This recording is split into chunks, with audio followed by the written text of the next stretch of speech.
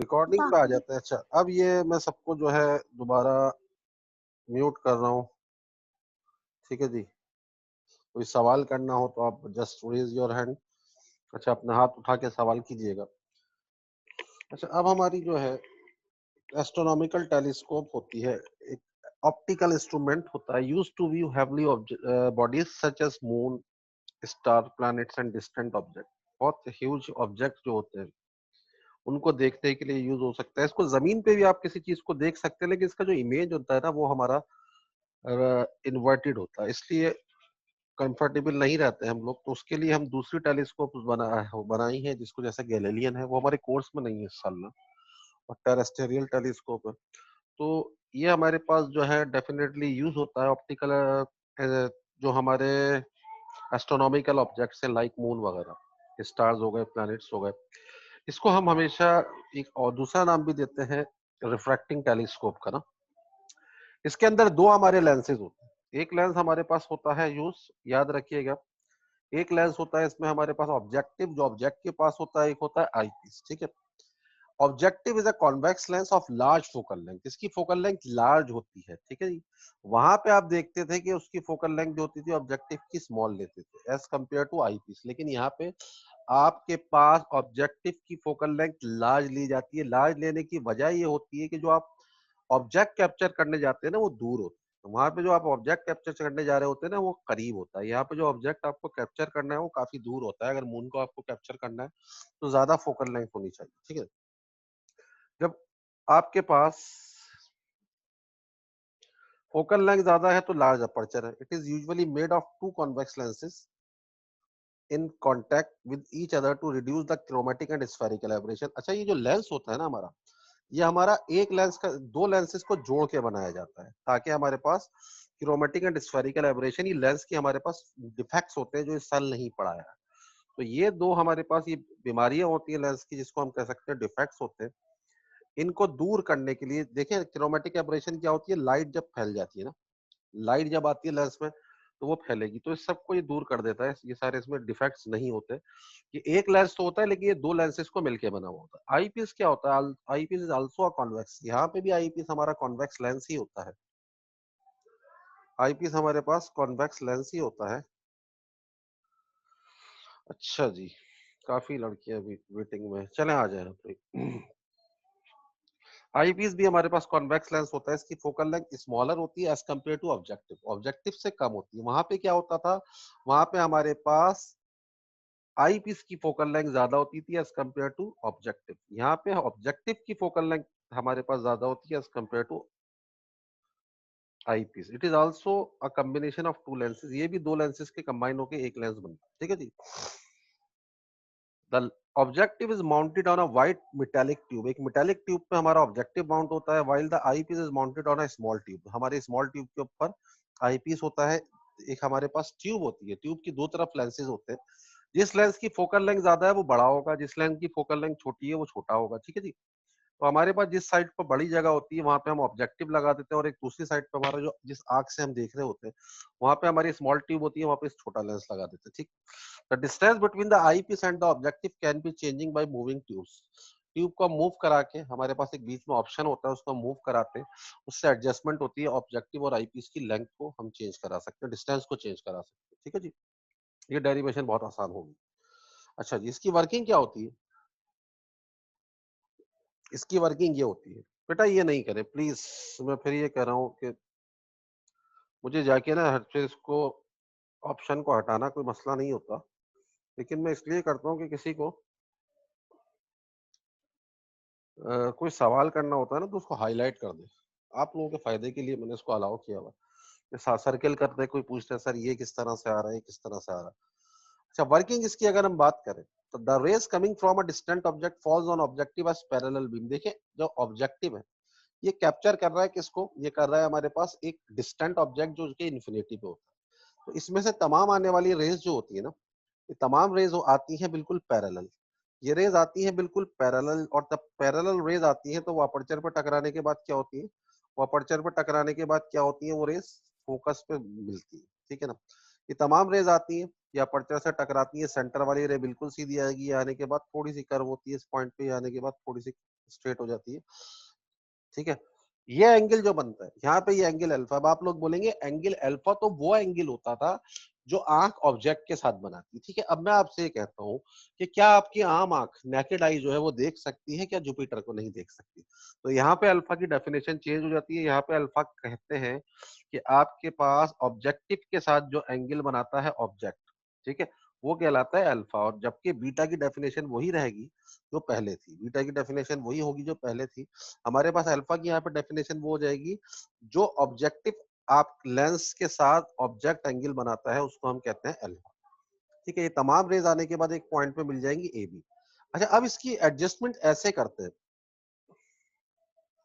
इसकी एडजस्टमेंट हम इस तरह से करते हैं कि देखिए ये जब तमाम रेस पैरेलल आई, इंफिनिटी से आई, तो ये इसके फोकस के ऊपर बन गई। ये डिस्टेंस हमारे पास कहलाएगा फोकल लेंथ ऑफ ऑब्जेक्टिव। जो हम ट्यूब को क्या करते हैं, ट्यूब की जो एडजस्टमेंट करते हैं वो इस तरह से करते हैं कि आपके पास ये जो डिस्टेंस है, ये वाला जो डिस्टेंस है ना, ये डिस्टेंस हमारे पास जो हो जाए, ये पॉइंट जो ये हमारी जो पहली इमेज बन रही है, ये आई पीस के भी फोकल लेंथ के ऊपर आ जाए, यानी कि दोनों की फोकल लेंथ एक ही जगह पे लाई करे। इसकी फोकल लेंथ बड़ी है, इसकी फोकल लेंथ आप देखिए छोटी है। हमने इसके ट्यूब की एडजस्टमेंट ऐसे करी कि फोकल लेंथ ऑफ ऑब्जेक्टिव भी यही है और focal length of I piece भी यही है, दोनों एक ही पॉइंट पे।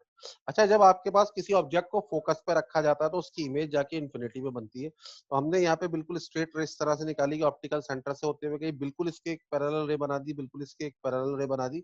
इस एंगल को हमने नाम दे दिया बीटा। क्या ये आप लोग बना लेंगे डायग्राम या नहीं बनाएंगे डायग्राम, पता है? ये सार आने के चांसेस है काफी, ये डेरिवेशन। तो आप इसको साथ साथ इसको नोट भी कर लीजिएगा। इसके डायग्राम बन जाएगी बेटा, बन रही है डायग्राम आप लोगों से? इसकी डायग्राम अगर साथ साथ बना लें तो बहुत अच्छा होगा।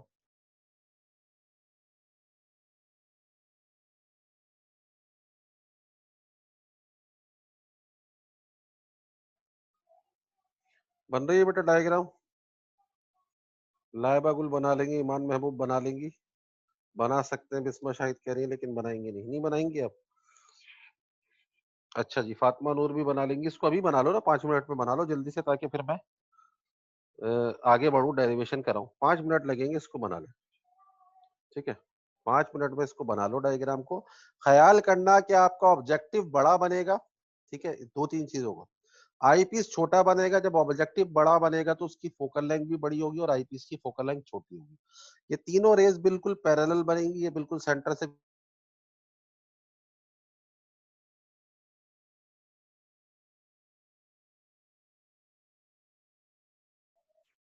ठीक है जी। ये हमारे पास बिल्कुल सीधी रे बनेगी।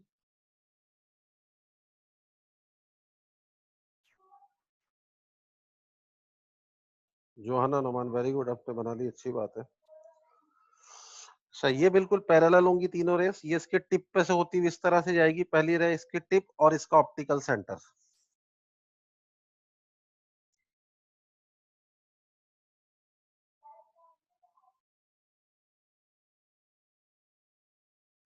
ठीक है। बन गई, दो चार लड़कियों ने बना ली है, बाकी सारी लड़कियां बना लेंगी। अच्छा, याद रखिएगा ये जो बिल्कुल रे आ रही है हमारे पास बिल्कुल स्ट्रेट आएगी। ये एंगल ज्यादा बड़ा नहीं बनाइएगा, अगर एंगल बड़ा बनाएंगे तो ये इतना बड़ी इमेज बन जाएगी कि इस लेंस से भी बड़ी बनेगी, तो जो आपके लिए प्रॉब्लम बन जाएगी, सही। इसको आपने थोड़ा सा कर्व देना है, ये एंगल अल्फा हो गया। इसको यहाँ टच कराने के बाद कर्व देना है, इसको यहाँ टच कराने के बाद कर्व कराना, ठीक है। तो ये हमारे पास डायग्राम इसकी बन गई। अब इसकी जरा हम वर्किंग देखते हैं, इसकी वर्किंग क्या है। The rays coming from a distant object falls on objective as parallel beam at some angle, say alpha, and these after refraction and passing through the objective converge at its focus and make an inverted and real image AB। ठीक है, हमारे पास एक object था जो कि infinity पे था, उसकी रियल और इन्वर्टेड इमेज बन गई, उल्टी image. This image act as an object for the I piece. ये इमेज एक्ट करती है आई पीस के लिए as a object. This image act as an object for the I piece. The distance of the eyepiece is so adjusted that the image AB lies on the focal length of the eyepiece। इसको हम tube को इस तरह से adjust करते हैं, मैंने कहा था इस ट्यूब को हम छोटा बड़ा कर सकते हैं, कि ये फोकस यहाँ पे लाई करेगा जिस पॉइंट पे आपका focal length of objective lie कर रहा था।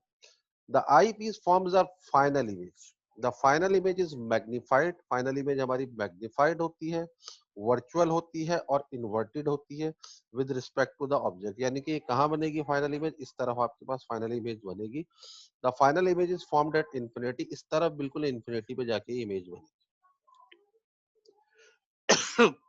अच्छा जी, ये समझ में आ गई बात। अब हम आते हैं इसके डेरिवेशन की तरफ, जो कि बहुत आसान होगी। द मैग्नीफाइंग पावर, किसी भी इंस्ट्रूमेंट की मैग्नीफाइंग पावर का फार्मूला होता है बीटा अपॉन अल्फा, ठीक है ना। So the magnifying power of astronomical telescope is given by magnification हो गई बीटा अपॉन अल्फा। मैग्निफिकेशन बराबर हो गई बीटा अपॉन अल्फा के। It is because the object is at infinite distance and hence the angle subtended by the object at eye may be taken as the angle subtended by the object at objective. वही बात जो मैंने पहले कर दी थी कि आपके पास object जो है इन्फिनिटी पे रखा है, इसकी वजह से मैं अल्फा कौन से एंगल को रहूंगा, ये वो एंगल होगा जो हमारा ऑब्जेक्टिव के साथ बन रहा है, ठीक है ना। The angle subtended by the object at I may be taken as the angle subtended by the object at object. These alpha and beta are small angles, therefore we can take tan alpha. tan alpha को बराबर ले सकते हैं हम alpha के, tan alpha को हम alpha के बराबर ले सकते हैं, not tan alpha. tan alpha को हम बराबर ले सकते हैं अल्फा के, और इसको tan नहीं लिखिएगा, tan alpha को हमने बराबर ले लिया अल्फा के, और tan बीटा को हम या बीटा को हमने बराबर ले लिया किसके, tan बीटा के, ठीक है जी। ये हमारे पास बराबर होंगे क्योंकि स्मॉल एंगल है, तो हम बीटा अपॉन अल्फा की जगह tan beta upon tan alpha भी लिख सकते हैं। अब जरा right angle triangle OAB and EAB में आते हैं। अच्छा, रेस्ट किए बिस्मा सदाकत, चलें जी बिस्मा सदाकत, बताइए क्या कह रही है। सर मुझे ये जो लिखा हुआ है ना कि अम, ये बीटा अल्फा और बीटा से जो रिप्रेजेंट किया है मैग्नीफाइंग पावर को, मुझे समझ नहीं आया कि मतलब बीटा और अल्फा का यहाँ पे क्या काम है। बीटा और अल्फा का क्या काम है, देखिए मैग्निफिकेशन जब भी किसी ऑप्टिकल इंस्ट्रूमेंट की निकालते हैं तो उसका फार्मूला होता है बीटा अपॉन अल्फा का, ठीक है ना। बीटा अपॉन अल्फा हमारे पास होता है। अच्छा, यहाँ पे हमने पीछे डायग्राम में देखा अल्फा एंगल था जो ऑब्जेक्टिव के साथ बन रहा था ऑब्जेक्ट का, और बीटा वो था जो इमेज के साथ आर्क बना रही थी। तो हमारे पास ये एंगल इतने स्मॉल होते हैं कि हम लिख सकते हैं कि मैग्निफिकेशन बराबर है ten beta upon tan alpha, ठीक है ना। तो हमने यहाँ पे लिख दिया ten beta upon tan alpha. अब हम इस ट्राइंगल की तरफ आते हैं, आ जाते हैं पीछे ट्राइंगल की तरफ। ट्राइंगल कौन सा है हमारे पास, एक ट्राइंगल है ओ ए बी। ये ट्राइंगल हो गया ओ, ये हो गया ए और ये हो गया बी। अगर मैं इसमें टेन अल्फा निकालूं तो टेन अल्फा किसके बराबर होता है, परपेंडिकुलर अपॉन बेस, यानी ए बी अपॉन ये हो गया ओ बी, और ओ बी किसके बराबर है एफ नॉट, ठीक है जी। तो अब हमने क्या लिख दिया, इसके अंदर जरा देख लेते हैं इसको, मैं एक मिनट पॉइंट चेंज कर लूं। अब हमने कहा कि पीछे डायग्राम में आते हैं, इस ट्राइंगल के अंदर टेन बीटा किसके बराबर है, परपेंडिकुलर हो गया ए बी, और बेस कितनी हो गई ई बी, ठीक है जी। यहाँ पे मैंने लिखा A B upon E B, और यहाँ पे लिख दिया A B upon O B, ठीक है। ई बी से सॉरी ए बी से ए बी कटा, तो हमारे पास ये सेटिंग करने के बाद ये आ जाता है O B upon E B, ठीक है। ये आएगा वन अपॉन ई बी, ये आएगा वन अपॉन ओ बी। इसको हमने क्या किया, वन अपॉन ई बी को मल्टीप्लाई किससे किया, ओ बी अपॉन वन से, तो O B upon E B आ गया, ठीक है। ओ बी किसके बराबर है, जरा डायग्राम में आप देखें, ओ बी हमारे पास बराबर है एफ नॉट के, और ई बी बराबर है एफ ई के। तो हमारे पास ये मैग्निफिकेशन आती है एफ नॉट अपॉन एफ, यानी focal length of objective divide by focal length of I piece. तो ये आपको समझ में आती है कि मैग्निफिकेशन जो हमने निकाली है, बात समझ में आई है आपको, मैग्निफिकेशन किस तरह से निकाली हमने, पता है आप लोगों को, कोई सवाल है तो करें, कोई मसला नहीं है। बिस्मा सदाकत, दोबारा कुछ पूछना है या पहले के हाथ उठाओ आपका। सर मुझे अभी भी समझ नहीं आया मैग्निफिकेशन वाली बात। अच्छा, आपने कंपाउंड माइक्रोस्कोप पढ़ा था? नहीं सर, नहीं पढ़ा। अच्छा, मैग्निफिकेशन मैंने का क्लास फार्मूला नहीं होता ले है पाई। बीटा अपॉन अल्फा, ठीक है। मैं इसको रिपीट तो कर दूंगा, देखिए कोई मसला नहीं है, लेकिन बीटा अपॉन अल्फा क्या होता है ये आप कंपाउंड माइक्रोस्कोप से रिलेटेड वो लेक्चर अगर आप सुनेंगे ना तो आपको जब समझ में आए। देखिए मैं इसको दोबारा रिपीट कर देता हूँ। मैग्नीफाइंग पावर का जो सिंपल फार्मूला होता है बीटा अपॉन अल्फा, ठीक है। बीटा वो एंगल होता है जो आंख इमेज के साथ बनाती है, ये बात तो ठीक है, यहाँ भी ऐसे ही। लेकिन अल्फा हमने वहां पढ़ा था कि वो एंगल होता है जो आंख ऑब्जेक्ट के साथ बनाती है। अब सवाल ये है कि आंख ऑब्जेक्ट के साथ कैसे बनाएगी एंगल, ठीक है, ऑब्जेक्ट तो हमें नजर ही नहीं आ रहा आंख से। तो यहाँ पे अल्फा जो होता है, अल्फा हमारे पास वो एंगल होता है, ये कह रहे हैं, hence the angle subtended by of the object at I may be taken as the angle subtended by the object at objective. The angle subtended by the object at objective, आपका आंख के साथ ऑब्जेक्ट का angle नहीं है, ये objective के साथ ऑब्जेक्ट का एंगल लिया जाता है यहाँ पे अल्फा, इस केस में। वहां पे हम कहते थे कि अल्फा वो एंगल होता है जो आंख ऑब्जेक्ट के साथ बनाती है, यहाँ पे आपके पास अल्फा वो एंगल होता है जो ऑब्जेक्टिव ऑब्जेक्ट के साथ बनाता है, जो ऑब्जेक्टिव ऑब्जेक्ट के साथ बनाता है, ठीक है। बीटा वही होता है जो आपके पास आंख के साथ इमेज का एंगल बन रहा होता है, ठीक है। अब हम ये कहते हैं कि हमारे पास अल्फा और बीटा बहुत छोटी वैल्यूज होती है, तो हमने ये कहा कि अल्फा बराबर हो गया tan अल्फा के, अल्फा बराबर हो गया tan अल्फा के, एंड बीटा बराबर हो गया, बीटा को हमने किसके बराबर ले लिया, बीटा को हमने बराबर ले लिया किसके, ये बात हमारी सही लिखी हुई, कोई प्रॉब्लम नहीं है। अच्छा, टेक लिखा है, वी कैन टेक अल्फा बराबर है tan अल्फा के और बीटा बराबर है tan बीटा, ठीक है।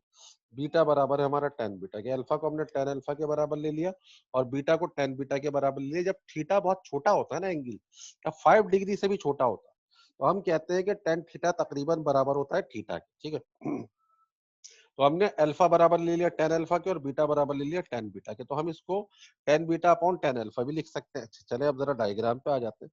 डायग्राम में हम tan बीटा निकालते हैं। tan बीटा कैसे निकालते हैं, इस ट्राइंगल में निकाला, ई ए बी ट्राइंगल लिया, हमारे पास tan बीटा निकालने के लिए क्या करेंगे, परपेंडिकुलर अपॉन बेस, परपेंडिकुलर कितना हो गया ए बी और बेस कितनी हो गई ई बी। अच्छा, tan अल्फा में परपेंडिकुलर अपॉन बेस यानी परपेंडिकुलर हो गया ए बी और बेस कितनी हो गई ओ बी। अब हमने जाके इसमें रखा A B upon E B, A B upon O B, ठीक है, यहाँ तक बात हो गई। तो अब हमारे पास इसको जब हमने सॉल्व किया, तो हमारे पास जब सॉल्व करते हैं तो ये आ जाता है हमारे पास 1 upon E B divided by 1 upon O B, 1 upon E B divided by 1 upon O B, 1 upon E B divided by 1 upon O B, ये आ गया हमारे पास 1 upon A B divided by 1 upon O B, ठीक है, ये आप लिख सकते हैं, ठीक है। इसको जरा अरेंज करें तो हमारे पास क्या आ जाएगा, 1 अपॉन ई बी की जगह multiply by 1 upon E B multiply by A B upon 1, 1 upon A B E B, E for elephant, multiply by A B upon 1। जब आप मल्टीप्लाई करते हैं डिवाइड में से निकाल के तो रेसिप्रोकल हो जाता है, बात आपको मैट्रिक में पता होगी। ये आ गया ए बी अपॉन 1, ठीक है जी, ये आ गया ए बी अपॉन 1, ठीक है जी, ये आ गया A B upon A B, ये आ गया ए बी, सॉरी ये ओ बी था, सॉरी ये भी नहीं था, ये था ओ बी अपॉन 1, ठीक है। तो हमारे पास O B upon E B आ गया, ठीक है जी। हाँ सही है, मैंने ओ बी कर दिया, O B upon E B, ठीक है। ओ बी आपके पास डायग्राम में देखिए किसके बराबर है, ओ बी हमारे पास डायग्राम में किसके बराबर होती है, ओ बी डायग्राम में देखिए ओ से लेके बी तक किसके फासला है, एफ नॉट के, और ई से लेके बी तक किसके बराबर है, ई बी, एफ ई के। तो हमारे पास मैग्निफिकेशन का फार्मूला क्या निकल के आता है, मैग्निफिकेशन का फार्मूला हमारे पास जो निकल के आता है वो निकल के आता है मैग्निफिकेशन एफ नॉट बराबर हो गया focal length of objective divided by focal length of I piece, ठीक है। अब बताइए, डायग्राम से समझा दे जनरली। अच्छा जी, ये कह रही है सिद्रा के डायग्राम से समझा दे। अच्छा जी,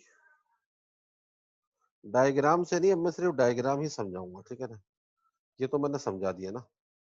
अच्छा चले, अब हम ये कहते हैं this expression shows that in order to obtain high magnification focal length of the I piece should be small. हमारे पास क्या चीज होनी चाहिए, हमारे पास focal length of object must be large. अगर एफ नॉट, यहाँ पे आपको नजर आ रहा है कि मैग्निफिकेशन डायरेक्टली प्रोपोर्शनल है फोकल लेंथ ऑफ ऑब्जेक्टिव के, और इनवर्सली प्रोपोर्शनल किसके, focal length of I piece के। यानी अगर आपको हाई मैग्नीफाइंग पावर के यानी हायर मैग्निफिकेशन की एस्ट्रोनॉमिकल टेलीस्कोप बनानी है तो फोकल लेंथ ऑफ ऑब्जेक्टिव आप बड़ी रखें और focal length of I piece जितना पॉसिबल हो कम रखें, ठीक है। लेकिन एक हद तक पॉसिबल होगा, जितना कर सकते हैं वो करेंगे। हायर मैग्निफिकेशन की जो हमारी बनती है एस्ट्रोनॉमिकल टेलीस्कोप, उसमें ख्याल रखा जाता है कि फोकल लेंथ ऑफ ऑब्जेक्टिव ज्यादा हो और focal length of I piece हमारी कम हो, ठीक है जी।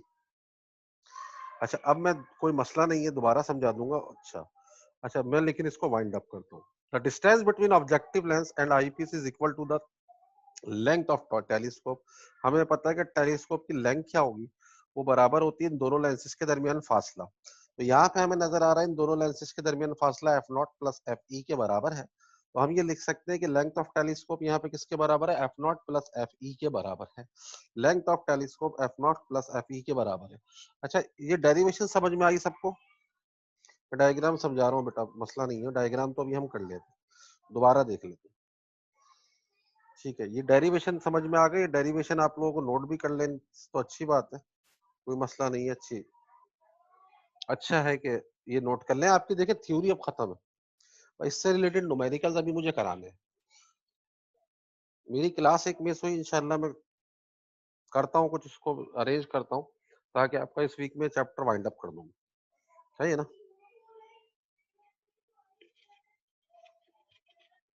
अच्छा, डायग्राम पे दोबारा आ जाऊँ मैं, चले कोई मसला नहीं है। हम डायग्राम पे आ रहे हैं दोबारा। ये आपने नोट कर लिया, मैग्निफिकेशन का फार्मूला भी और लेंथ का भी फार्मूला, ठीक है ना? अच्छा, डायग्राम पे मैं आ रहा हूँ। देखिए, हमने ये कहा कि कॉन्वेक्स लेंस ऑब्जेक्टिव की फोकल लेंथ ज्यादा रखनी है और आईपीस की छोटी रखनी है। जब ऑब्जेक्टिव की फोकल लेंथ आप ज्यादा रखेंगे तो ऑब्जेक्टिव का लेंस आपने बड़ा बनाना है, ये ऑब्जेक्टिव लेंस आपका बड़ा बन गया, ठीक है। आईपीस छोटा बन गया। जब ऑब्जेक्टिव की फोकल लेंथ ज्यादा है तो ये फोकल लेंथ इसकी ज्यादा डिस्टेंस पे होगी और ये कम डिस्टेंस पे होगी, ठीक है। आपके पास इन्फिनिटी से जब भी रेज आती है वो पैरेलल आती है, ठीक है। जब ऑब्जेक्ट इन्फिनिटी पे तो चांद इन्फिनिटी पे मौजूद है, तमाम रेस पैरेलल आई, अपर्चर से टकराई, सेंटर वाली रे बिल्कुल स्ट्रेट आई, तो ये एंगल ज्यादा बड़ा नहीं रखिएगा, ठीक है। ये एंगल ज्यादा बड़ा नहीं रखेंगे, तो अब हमारे पास ये एंगल हमें छोटा ही रखना होगा, ठीक है ना। तो हमारे पास क्या हुआ, कोई सवाल करनी है क्या?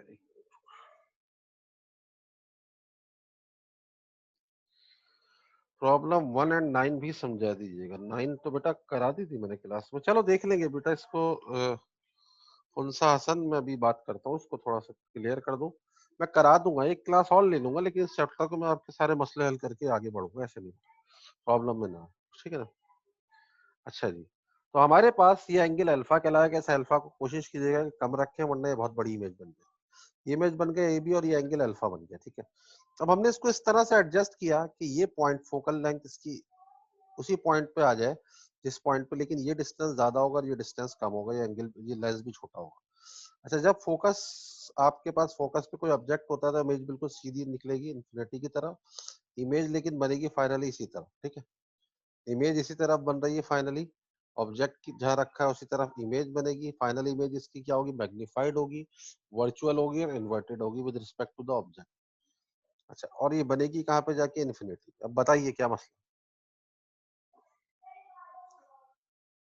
बताइए, आगे बढ़े। अब ये हो गया, इसको लिख लिया आप लोगों ने? अगर इसके स्क्रीनशॉट लेने हैं तो देख लें। ये मैग्नीफाइंग, सॉरी, एस्ट्रोनॉमिकल टेलीस्कोप के नोट्स आपको मिल जाएंगे। ये 2017 का सवाल था। ये आप चाहें तो इसके कॉपी करना, मतलब स्क्रीनशॉट लेना है तो ले लें, ठीक है। पहला पेज है इसका।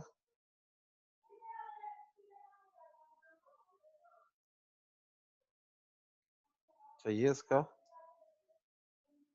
दूसरा पेज हो गया।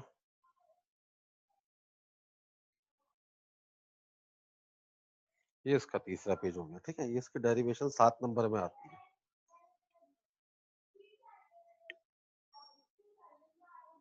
ठीक है। मैं न्यूमेरिकल कराऊंगा आप लोगों को, मसला नहीं है, आप परेशान ना हो। इसके न्यूमेरिकल पहले करा दूं, फिर उसके बाद जो न्यूमेरिकल आपको प्रॉब्लम होगी वो हम करा।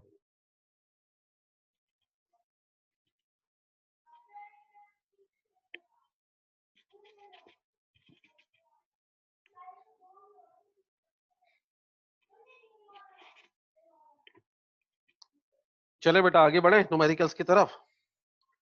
फार्मूले याद रखिएगा, एफ नॉट अपॉन एफ ई मैग्निफिकेशन होता है और लेंथ बराबर होता है एफ नॉट प्लस एफ, ठीक है जी।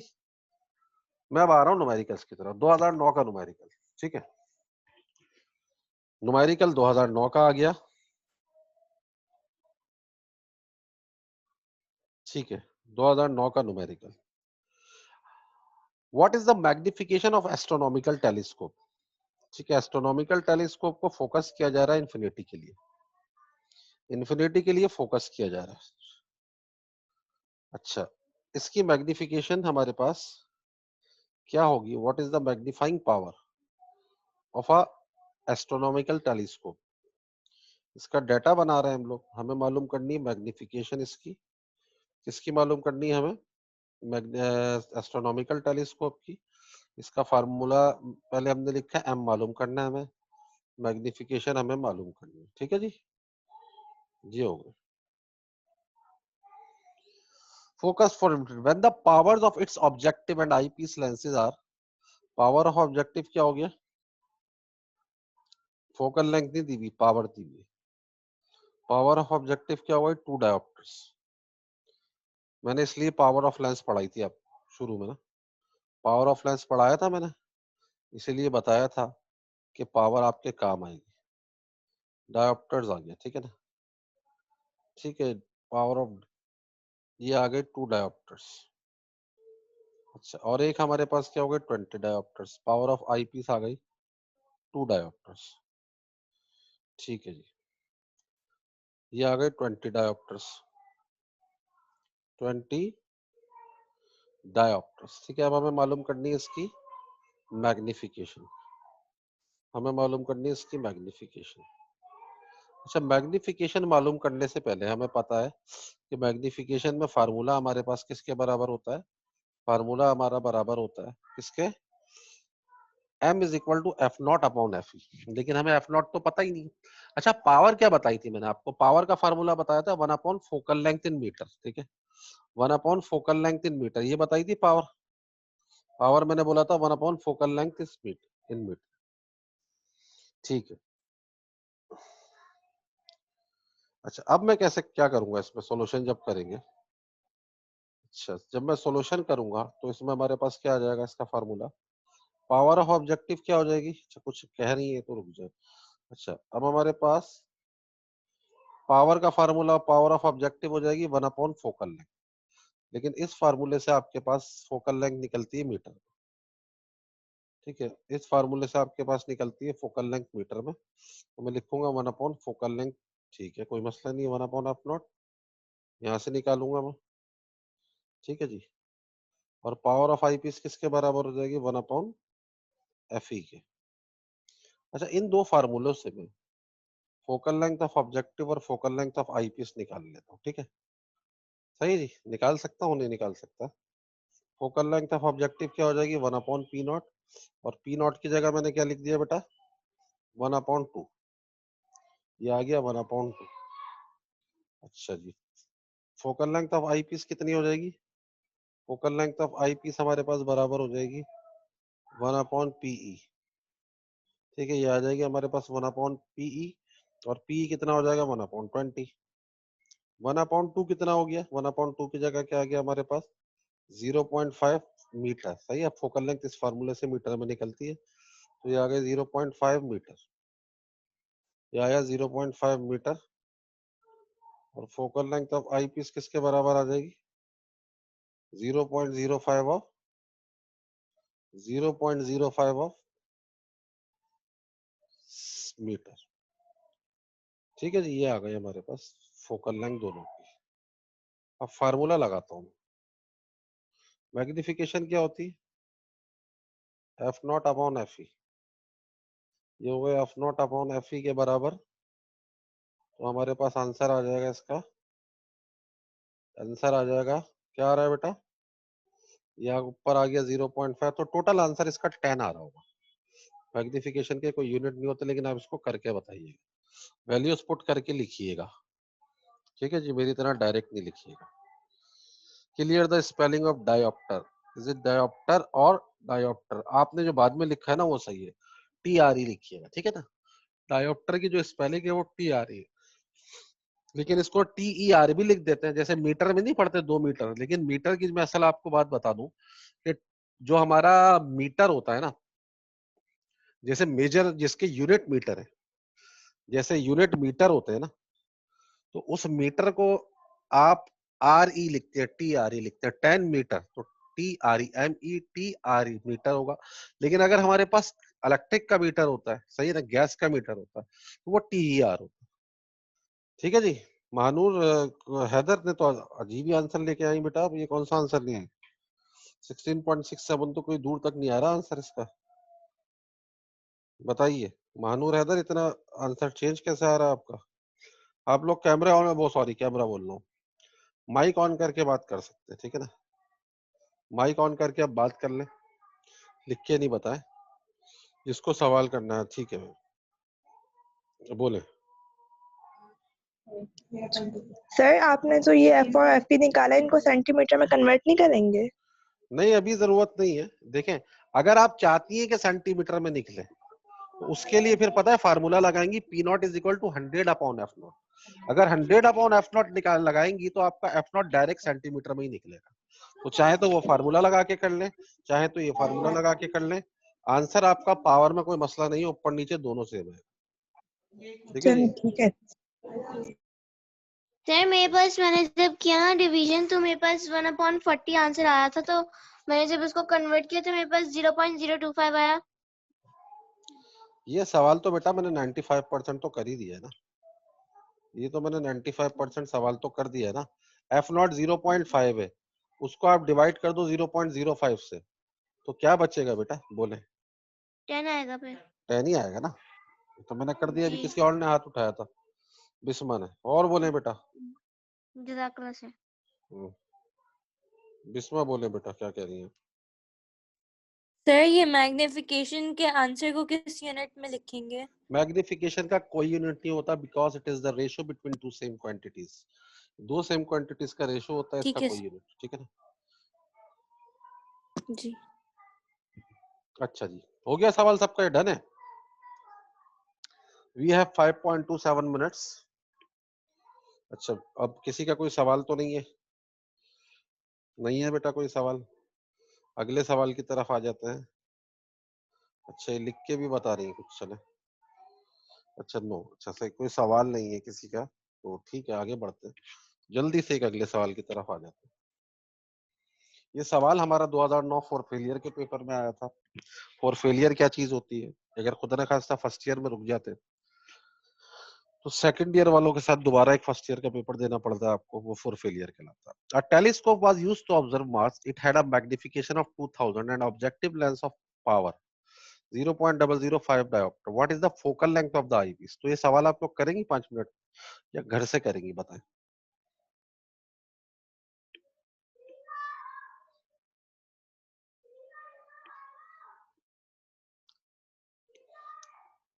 कर लेंगी?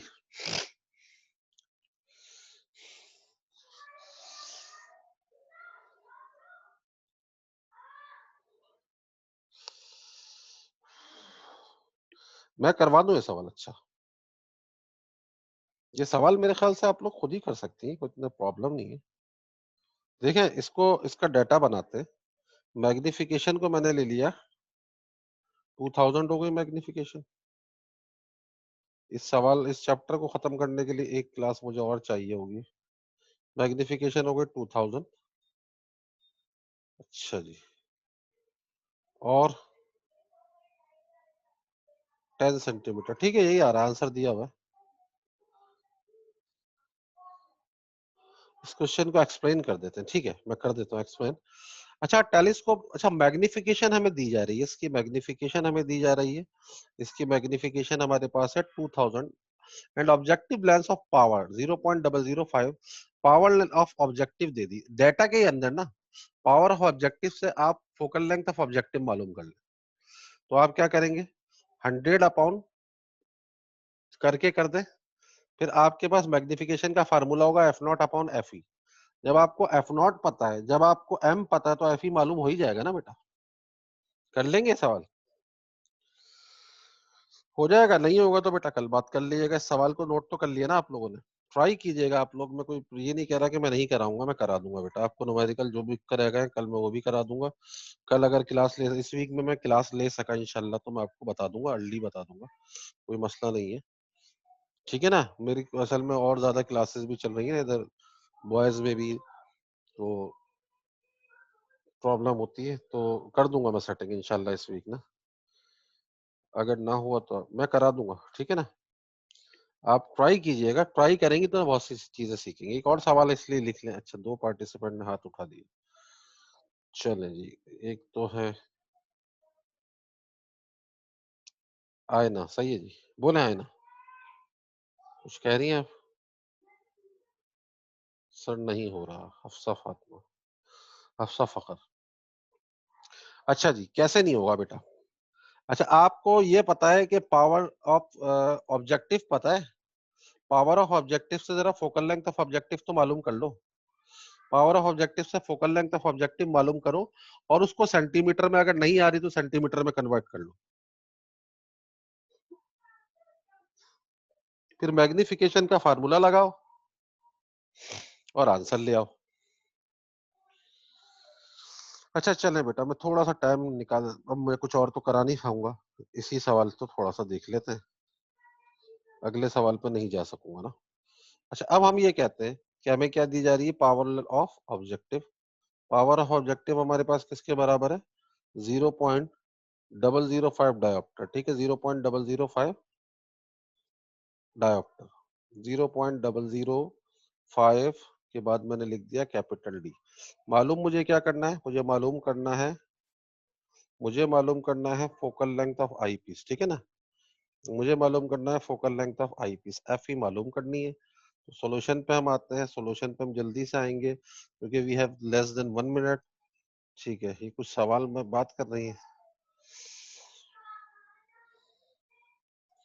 अच्छा, लाइवा गुल ने कर लिया। अच्छा, 2 पार्टिसिपेंट ने हाथ उठा दिया, यानी कि आज नहीं करने देंगे। आए ना, बताइए क्या कह रही हैं आप, बोले। सर हम ये पूछ रहे थे कि यहाँ पर जो पीओ दिया गया है, इसको हम जब मतलब इसका जो आंसर आ जाएगा 1/f पीओ, जब हम ये 0.05 पुट करेंगे तो उसके बाद हमें सेंटीमीटर में भी करना पड़ेगा ना? अच्छा देखिए, मैं जल्दी से एक चीज देख लें, टाइम बहुत कम है।